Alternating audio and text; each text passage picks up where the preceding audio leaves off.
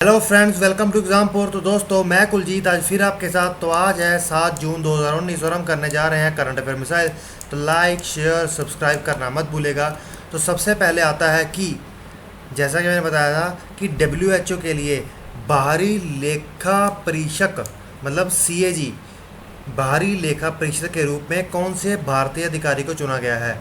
तो वो है CAG रह चुके कंट्रोलर ऑडिटर जनरल इंडिया के राजीव मिश्रा जी को। ठीक है दोस्तों, राजीव महेश ऋषि जी को। तो इसका आंसर बनता है ए। ठीक है दोस्तों, ये है वो व्यक्ति महेश ऋषि जी। अब आता है पहला क्वेश्चन आपके सामने, वो है कि which of the following official कौन से भारतीय अधिकारी ने स्वच्छ सर्वेक्षण 2020 लीग का शुभारंभ किया। स्वच्छ सर्वेक्षण 2020 लीग का शुभारंभ हरदीप सिंह पुरी कैबिनेट के होम मिनिस्टर ने किया। तो इसका आंसर बनता है बी। अब ये देखिए, ये हाउसिंग और अर्बन अफेयर मिनिस्टर है। ठीक है दोस्तों, तो हरदीप सिंह पुरी ने ये लॉन्च किया है स्वच्छ सर्वेक्षण 2020 लीग दिल्ली में।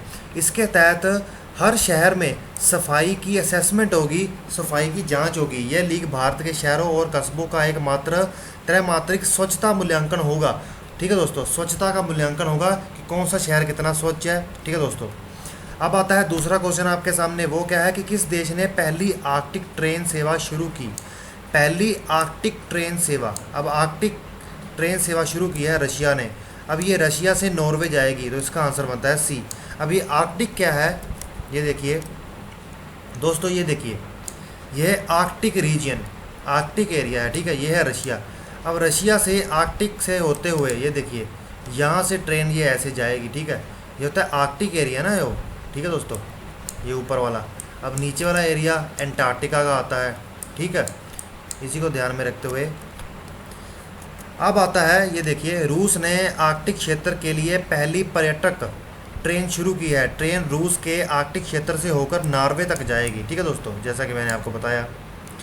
अब आता है तीसरा क्वेश्चन, वो क्या है कि 14th summit of organisation of Islamic corporation, Islamic सहयोग संगठन का 14वां वार्षिक सम्मेलन निम्नलिखित में से किस स्थान पर आयोजित हुआ। तो इस्लामिक सहयोग संगठन का 4वां शिखर सम्मेलन मक्का सऊदी अरेबिया में हुआ। तो इसका आंसर बनता है ए। ये देखिए, सऊदी अरब के मक्का में आयोजित इस्लामिक सहयोग संगठन के 14वें शिखर सम्मेलन की मेज़बानी सऊदी किंग सलमान बिन अब्दुल्ला अजीज अल सद के हुई। ठीक है दोस्तों, अब हम चलते हैं आगे। अब चौथा क्वेश्चन आपके सामने आता है, वो क्या है कि द्वितीय वैश्विक विकलांगता शिखर सम्मेलन निम्नलिखित में से किस स्थान पर आयोजित किया जाता है।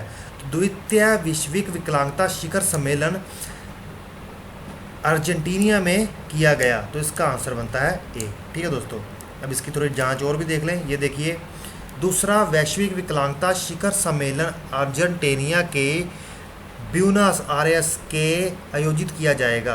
भारतीय प्रतिनिधिमंडल का नेतृत्व केंद्रीय समाजीय न्याय और अधिकार मंत्री थावरचंद गहलोत करेंगे। ठीक है दोस्तों, शिखर सम्मेलन का उद्देश्य विकलांग व्यक्ति के सशक्तिकरण और समावेश के बारे में दुनिया भर के मुद्दों पर विचार विमर्श करना है। इसका उद्देश्य ये रहेगा। अब हम चलते हैं आगे। अब पहले ये देख रहे हैं कि अर्जेंटीना कहाँ पर है। अब ये है भारत, भारत से हम गए साउथ अमेरिका, तो ये है अर्जेंटीना, ये देखिए।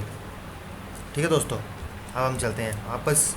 अब आता है पांचवा क्वेश्चन, वित्त मंत्री निर्मला सीतारमण G20 के 2 वित्त मंत्री और केंद्रीय बैंक गवर्नर की 2 दिवसीय बैठक में भाग लेने जा रहे हैं। तो वो बैठक कहाँ होगी, वो होगी जापान में। तो इसका आंसर बनता है बी। देखिए, वित्त मंत्रियों की और केंद्रीय गवर्नरों की G20 की मीटिंग होती है। G20 एक ग्रुप है, जैसे कि यूनाइटेड नेशन है, वर्ल्ड बैंक है, या फिर ब्रिक्स है, वैसे ही G20 भी एक ग्रुप है। उसकी 2 दिनों की मीटिंग होगी, जिसमें वित्त मंत्रियों सभी देशों के, G20 देशों के, और केंद्रीय बैंकों के गवर्नर जाके भाग लेंगे। तो इसका आंसर बनता है बी, जापान में होगी ये।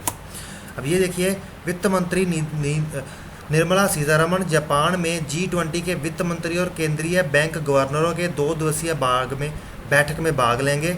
वित्त मंत्री के रूप में सीतारमण की यह पहली विदेश यात्रा होगी। उन्होंने हाल ही में देश की पहली पूर्णकालिक महिला वित्त मंत्री के रूप में कार्यभार संभाला। भारतीय रिजर्व बैंक के गवर्नर शक्तिकांत दास भी जापान के फुकुओका में बैठक में भाग लेंगे। ठीक है दोस्तों, अब आता है 6वां क्वेश्चन आपके सामने। वो क्या है कि वैश्विक लिंग समानता सूचकांक निम्नलिखित में से किसके द्वारा जारी किया जाता है? तो वैश्विक लिंग समानता सूचकांक इक्वल मेजर्स 2030 समान माप 2030 के द्वारा जारी किया जाता है। तो इसका आंसर बनता है ए। तो वैश्विक लिंग समानता सूचकांक समान माप 2030 के द्वारा किया जाता है जारी। अब ये देखिए, भारत के नए सूचकांक में भारत नए सूचकांक में 129 देशों में से 95 नंबर पर आया है और सबसे पहले नंबर पर आया है डेनमार्क और आखिर में रहा है चैड। ठीक है दोस्तों, अब ये UK based Equal Measure 2030 organisation है। ठीक है दोस्तों, इसमें गरीबी, स्वास्थ्य, शिक्षा, साक्षरता, राजनीतिक प्रतिनिधित्व और कार्यालय स्तर पर समानता जैसे पहलुओं को देखते हुए वैश्विक लैंगिक समानता को मापदंड में ध्यान में रखा जाता है। अब 7वां क्वेश्चन आपके सामने आता है। वो क्या है कि निम्नलिखित में से किसे संयुक्त राष्ट्र महासभा के 74वें सत्र के अध्यक्ष के रूप में चुना गया है? तो संयुक्त राष्ट्र महासभा के 74वें सत्र के अध्यक्ष के रूप में तिजानी मोहम्मद बांदेन को चुना गया है। तो इसका आंसर बनता है ए और ये है नाइजीरिया से।